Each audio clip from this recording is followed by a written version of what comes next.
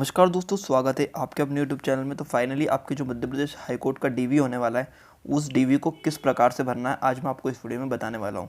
और क्या क्या आपके डॉक्यूमेंट लगेंगे वो भी आज मैं आपको इस वीडियो में डिटेल में बताऊंगा। तो उससे पहले जो लोग चैनल पर नए हमारे चैनल को सब्सक्राइब कर लीजिए और बेल आइकन को प्रेस कर लीजिए ताकि आपको इस लेटेस्ट अपडेट्स और इस जानकारियाँ मिलती रहेगी। तो सबसे पहले आपका ये परफॉर्मा, ये फॉर्म है आपका, इसको मैंने टेलीग्राम चैनल पर डाल दिया, तो लिंक डिस्क्रिप्शन में टेलीग्राम की, आप वहाँ से जाके डाउनलोड और प्रिंट आउट निकला सकते हो। ठीक है, तो सबसे पहले ये ग्रुप ए का फॉर्म है। ठीक है, ग्रुप ए के फॉर्म में स्टेनो 2, स्टेनो 3 एवं स्टेनो ग्रेड 3 और कोर्ट मैनेजर, यह वाली भर्ती है ग्रुप ए में। फिर ग्रुप बी में आपकी सहायक ग्रेड 3 के, तो ये आपको ध्यान रखना। और यदि दोनों का निकला है आपका ए और बी का, तो आपको दोनों फॉर्म भरने हैं। ठीक है, तो सबसे पहले आपको यहाँ पे दो रंगीन कलर फोटो जो बोले थे वो नवीनतम आपको यहाँ पे लगाने हैं, जो नए हैं। ठीक है, नए फोटो आपको यहाँ पे लगाने हैं कलरफुल, जिसका बैकग्राउंड आप वाइट रखना।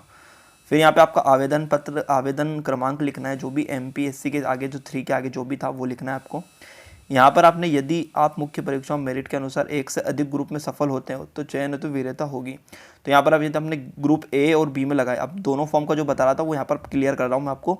यदि आपने दोनों में स्टेनो और ग्रुप सहायक ग्रेड 3 में पास हुए तो यहाँ पर आपको टिक करना है। ठीक है, फिर यहाँ पर आपके पदों पे चयन हेतु बॉक्स द्वितीय तृतीय लिखकर अपनी वरीयता देना है। आपको कैसी फर्स्ट प्रेफरेंस देना है, स्टेनो 2, स्टेनो 3 या फिर कोर्ट मैनेजर, इस प्रकार से आपको वरीयता देनी है।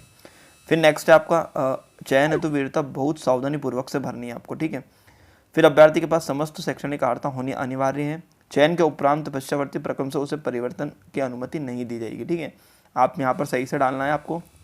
ठीक है, वरीयता आपको कौन सी एग्जाम को देनी है उस हिसाब से। ठीक है, फिर यहाँ पर आपका आवेदक का नाम डालना है एकदम बिल्कुल सही, जो आपके डॉक्यूमेंट में लिखा है। यहाँ पर फिर आपका जेंडर डालना है, आपका जेंडर क्या है, फिर पिता का नाम डालना है, फिर आपकी डेट ऑफ बर्थ डालनी है, आपकी जो भी हो क्लियरली। यहाँ पर आपको वर्ष, माह और दिन में भी आप डालनी है यहाँ पर। फिर आपकी कैटेगरी डालनी है, आप कौन सी कैटेगरी से हो। यदि आप दिव्यांग है तो यहाँ पर आपको हाँ ना जो भी लिखना है, या स्वर्णबाधित, दृष्टिबाधित, अस्थिबाधित जो भी हो आप वहाँ लिखना है।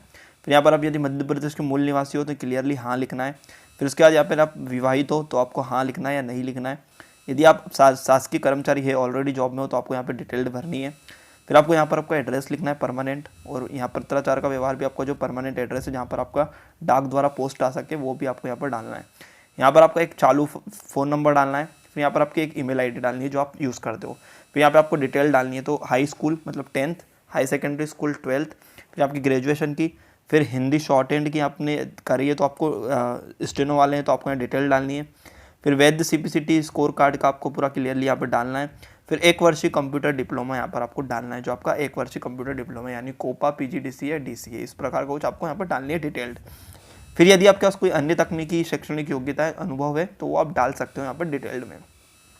क्या आपके विरुद्ध कोई दंडनीय अपराध है, तो आप, यदि आपका कोई केस वेस चल रहा है तो आपको यहाँ हाँ या नहीं वो आप कर सकते हो, यहाँ पर डिटेल डालनी है। फिर आपको दस्तावेज एवं स्व प्रणालित, आपके स्व सेल्फ अटेस्टेड आपको क्या क्या डॉक्यूमेंट लगाने हैं। तो सबसे पहले आपका ऑनलाइन आवेदन पत्र की पावती, रसीद की छायाप्रति, आपने सबसे पहले जो फॉर्म भरा होगा ना जब आपका आवेदन आया था, वो डॉक्यूमेंट आपको लगाना है। फिर मुख्य परीक्षा के पोर्टल फीस को जो आपने जमा करी थी सेकंड टाइम, उसका भी आपको यहाँ पे डॉक्यूमेंट लगाना है। फिर जन्म तिथि के लिए आपको 10th की मार्कशीट लगानी है। ठीक है, या फिर आपके पास प्रमाण पत्र है जन्म तिथि का तो वो आप यहाँ पर लगा सकते हो। फिर सक्षम अधिकारी द्वारा प्रमाण पत्र जारी, वो आपको लगाना है। ठीक है, SC ST OBC EWS जो भी है वो आपको यहाँ पर क्लियर, EWS का तो कोई रोल ही नहीं है, तो यहाँ पे ST SC OBC का जो स्वप्रमाणित है आपको जाति प्रमाण पत्र यहाँ पर लगाना है। फिर उसके बाद आपका मूल निवासी, आप मध्य प्रदेश के मूल निवासी हो, सक्षम अधिकारी द्वारा मध्य प्रदेश के मूल निवासी का प्रमाण पत्र आपको यहाँ पर लगाना है।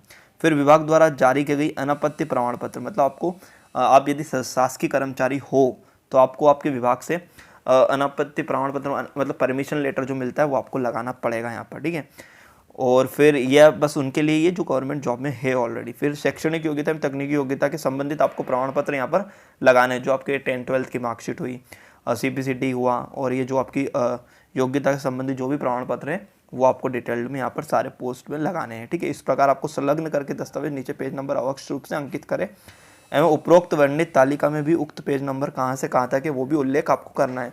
फिर आप किस स्थान से और किस दिनांक को कर रहे हैं वो करना है। फिर आपको यहाँ पर एक साइन करनी है, आवेदक के साइन प्रॉपर ऐसे भर के आपको पूरा डिटेल्ड में भेजना है। फिर ये कार्यालय के लिए है तो कार्यालय को आपको इसको बिल्कुल भी छेड़ना नहीं है, केवल ये कार्यालय के उपयोग हेतु है। ठीक है, तो इसमें आपको कोई भी कुछ भी नहीं भरना है। ठीक है, फिर सेम ग्रुप बी के लिए भी यही है, जो सहायक ग्रेड 3 वाले हैं उनको यहाँ पर वरीयता देनी है कि ग्रुप बी साय ग्रेड 3 और साय ग्रेड 3 इंग्लिश नोइंग। यदि इंग्लिश नोइंग वाले बहुत कम बच्चे हैं तो आपको मोस्टली ऊपर वाले पे टिक करना है, यहाँ पे एक फोटो चिपकाना और यहाँ पर आपका एप्लीकेशन नंबर है वो आपको यहाँ पर डिटेल्ड में डालना है। फिर आपका आवेदन का नाम, माता पिता का नाम जो भी पूछा है यहाँ पर क्लियरली आपको लिखना है।